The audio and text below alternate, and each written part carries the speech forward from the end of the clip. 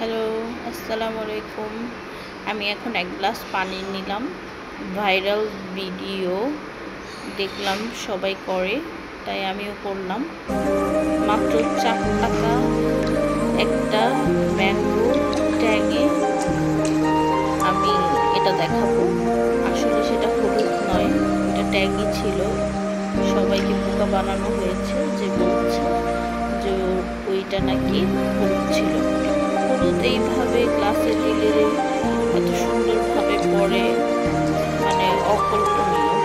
But ট্যাংটা থেকে আমার মনে হয় যে পড়বে, তাই আমি ট্যাং দিয়ে বানাচ্ছি এই ভিডিও।